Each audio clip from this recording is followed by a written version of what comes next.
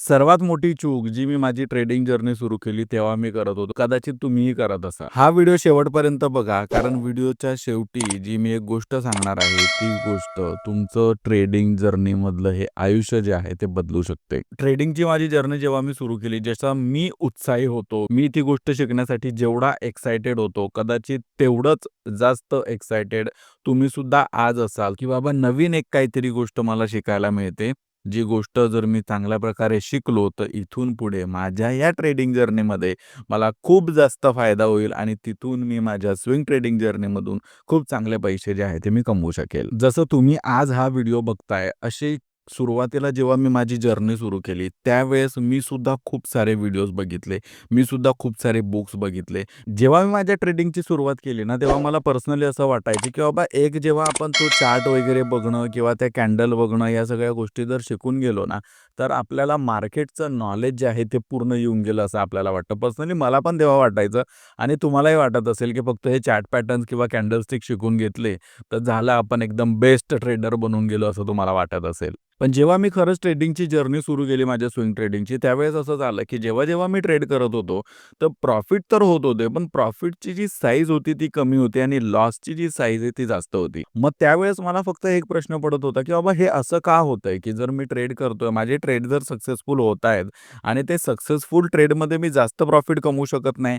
पण जे लॉस करणारे ट्रेड आहेत, ज्यामध्ये मला लॉस होतोय, तर जेवढा प्रॉफिट होतोय त्याच्यापेक्षा डबल मी लॉस करून घेतोय. तर माझ्या सुरुवातीच्या या स्विंग ट्रेडिंग जर्नीमध्ये सगळ्यात मोठी जी चूक माझ्याकडनं झाली, ती म्हणजे माझा स्वतःवर कंट्रोल ठेवला नाही. ओव्हर ट्रेडिंग करणं, लॉस जर होत असेल तर लॉस एक्सेप्ट न करणं, लॉस झालाय म्हणून त्याच्यावर अजून जास्त रिव्हेंज ट्रेडिंग करणं, जो पण प्लॅन बनवलाय त्या स्विंग ट्रेडसाठी तो न फॉलो करता इमोशनली त्या स्टॉकवर ट्रेड करणं. या ज्या चुका आहेत, या 4 चुका माझ्याकडनं खूप जास्त प्रमाणात होत होत्या. तेव्हा या सगळ्या गोष्टींमध्ये मला एक गोष्ट कळली, की तो जो चार्ट आहे, त्याचे पॅटर्न्स आहेत, त्याच्या कॅन्डलस्टिक आहेत, त्या तर बरोबर आहेत. तो चार्ट जो बनतोय तो परफेक्टली बरोबर बनतोय. ते कॅन्डल्स ज्या बनतायत त्या परफेक्टली बरोबर बनताय. तो प्लॅन जो आहे तो प्लॅन बरोबर एक्झिक्यूट होतोय. पण हे जे इमोशन्स किंवा ओव्हर ट्रेडिंग किंवा रिव्हेंज ट्रेडिंग या ज्या सगळ्या गोष्टी आहे, त्याच्यावर माझा कंट्रोल नाही होता आणि त्याच्यामुळेच मी काय करत होतो, माझे जे काही पण ट्रेड्स होते त्या ट्रेड्समध्ये मी लॉस करून घेत होतो. एक छोटंसं मी तुम्हाला एक्झाम्पल देतो. माझ्यासोबत हे घडलंय. हे ऑलरेडी पण मी एका व्हिडिओमध्ये सांगितलंय. तरी एक थोडक्यात मी तुम्हाला सांगून देतो. एक दिवशी काय झालं, की माझा रेग्युलर प्लॅन असतो, की बाबा मला वीकली 2 ते 3 ट्रेड घ्यायचे आहेत. हे माझं आहे फिक्स. ठीक आहे, की आपण खूप जास्त ओव्हर ट्रेडिंग नाही करायची. जेवढे पण चार्ट भेटत असतील, जेवढेही स्टॉक भेटत असतील, त्यांना व्यवस्थित अॅनलाईज करायचं. जर ते आपल्या सेटअपमध्ये बसत असतील तर ट्रेड करायचा. पण झालं काय, की त्या वीकमध्ये मी एक ट्रेड घेतला माझा. एक ट्रेड जो घेतला त्यावेळेस मार्केट थोडंसं जास्त व्हॉलटाईल होतं. तो स्मॉल कॅप स्टॉक होता. त्याच्यामुळे असं झालं, की त्याचा जो 4% चा माझा स्टॉप लॉस असतो, तो त्याच दिवशी हिट होऊन गेला. आता तो त्याच दिवशी हिट होऊन गेला म्हणून मग मी काय केलं, की माझ्याकडे तो जो अमाउंट होता, तो अमाउंट मी लगेच दुसरा स्टॉक शोधला आणि त्या दुसऱ्या स्टॉकमध्ये पण मी लगेच माझा ट्रेड एक्झिक्यूट करून त्या दुसऱ्या स्टॉकमध्ये जास्त खूप काही त्याच्यामध्ये ओव्हर थिंक न करता किंवा त्याच्यामध्ये खूप जास्त कॅल्क्युलेशन न करता, एनालिसिस न करता मी लगेच दुसऱ्या स्टॉकमध्ये ट्रेड घेऊन घेतला. त्यानंतर असं झालं, की मी जसं सांगितलं, की ते 2-3 दिवस जे आहे मार्केट व्हॉलटाईल होतं आणि व्हॉलटाईल असल्यामुळे मग मला असं वाटलं त्या दुसऱ्या ट्रेडमध्ये, की यार मार्केट जे आहे थोडंसं व्हॉलटाईल आहे. ठीक आहे 4% स्टॉप लॉस जर माझा हिट झाला ना, तर मी तो स्टॉप लॉस लावून नाही ठेवत.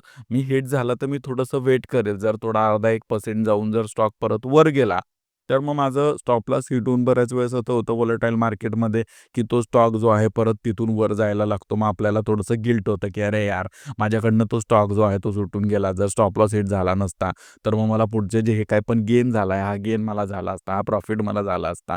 हा सेम विचार मी त्यावेळेस केला आणि मी त्या सेकंड ट्रेडमध्ये तसंच राहिलो, की ठीक आहे. आज जो आहे दुसऱ्या दिवशी 4% जो माझा स्टॉप लॉस हिट झाला. पण मी एक काम करेल थोडंसं 1-2 दिवस ठेवतो आणि बघतो, की तो त्या स्टॉकमध्ये मला प्रॉफिट होतोय की लॉस होतोय. Second day same situation. दुसऱ्या दिवशी तोच स्टॉक डायरेक्ट गॅप डाउन 2 ते 3% ओपन झाला आणि त्याच्यानंतर गॅप डाउन ओपन झाल्यानंतर पण अजून 2% जो आहे तो खाली गेला. म्हणजे ऑलमोस्ट 5% जो आहे लॉस मला सेकंड डेला झाला. म्हणजे पहिल्या दिवशी तर मला 4% लॉस झालाच होता. तो स्टॉप लॉस मी लावला नाही म्हणून माझा स्टॉप लॉस हिट झाला नाही. मी त्या ट्रेडमधून एक्झिट नाही झालो. पण झालं काय, की दुसऱ्या दिवशी परत मला 5% चा लॉस झाला आणि मग त्या दिवशी परत मला असं वाटलं दुसऱ्या दिवशी, की यार जर मी स्टॉप लॉस लावून ठेवला असता, तर आता हे जे अजून एक्स्ट्रा 5% चा लॉस झाला, हा लॉस माझा झाला नसता. तरी सुद्धा बघा मूर्खपणा किती, की मी तरी सुद्धा एवढा पॉझिटिव्ह होतो, इतका माझा इगो हर्ट झाला होता. तो जो स्टॉक ऑलरेडी 8 to 9% 2 दिवसामध्ये खाली आलाय. त्याच्यावर माझं कॅल्क्युलेशन आणि माझं माझं एवढं ओव्हर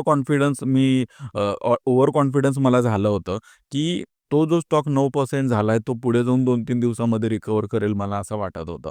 आणि तरीसुद्धा 9% स्टॉप लॉस हिट झाल्यानंतर पण मी त्या स्टॉकमधून नाही निघालो. शेवटी काय झालं, तिसऱ्या दिवशी परत तो स्टॉक 2 ते 3% खाली उघडला आणि मग असं झालं, की 10 ते 12% जे आहे, माझं त्या एका स्टॉकमध्ये लॉस दिसत होता. जिथे मी 4% स्टॉप लॉस घेऊन त्या स्टॉकमधून निघू शकत होतो. पण माझ्या ओव्हर कॉन्फिडन्समुळे, माझ्या इगोमुळे त्याच्यामध्ये ओव्हर ट्रेडिंग केली. मी त्याच्यामध्ये रिव्हेंज ट्रेडिंग केली. त्याच्यामुळे जिथे 4% लॉस एक्सेप्ट करायला पाहिजे होता, तिथे मी 12%चा लॉस एक्सेप्ट करून त्या स्टॉकमधून बाहेर पडलो. तर ही जी चूक आहे, ही चूक तुमच्याकडनं व्हायला नको म्हणून हा एक छोटासा व्हिडिओ मी तुमच्यासाठी बनवतोय. ज्या दिवशी मी एक्सेप्ट केलं, की माझे जे रूल बनवलेत 4% स्टॉप लॉस लागणार आणि तो जर हिट झाला, तर मी त्या स्टॉकमधून एक्झिट करणार. भलेही तो नंतर माझ्यासमोर वर जायला लागला, माझ्यासमोर त्याने 15-20% रिटर्न दिलं, त्याचा मला काहीही फरक पडायला नको. कारण मी माझा प्लॅन एक्झिक्यूट केला. त्यामध्ये माझा 4%चा स्टॉप लॉस होता. तो स्टॉप लॉस हिट झाला, तर मी त्या स्टॉकमध्ये ट्रेड करणार नाही. तिथून मी एक्झिट होऊन जाईल आणि दुसरा एखादा स्टॉक जो आहे तो माझ्या ट्रेडसाठी बघणार. जर तुम्ही स्विंग ट्रेडिंग करताय, तर स्विंग ट्रेडिंगसाठी तुम्हाला एक गोष्ट लक्षात ठेवायची, की सतत तुम्हाला ते चार्ट जे आहेत, ते चार्ट बघत राहायची गरज नाहीये. स्विंग ट्रेडर आहात, मार्केट एक वेळेस तुमचं क्लोज झालं 3:30 नंतर तुम्ही जेव्हाही तुमचं टेक्निकल एनालिसिस करताय, फंडामेंटल एनालिसिस करताय, तेवढंच तुम्ही तो चार्ट बघा, तेवढंच तुम्ही तो स्टॉकला बघा. तुम्ही जर तो ट्रेड घेतलाय, तुम्ही त्या स्टॉकमध्ये स्टॉप लॉस आणि टार्गेट जो आहे तो फिक्स करून ठेवलाय. मग परत-परत जाऊन तुम्ही त्या स्टॉकचे चार्ट किंवा त्या सगळ्या गोष्टी बघून काहीही होणार नाहीये.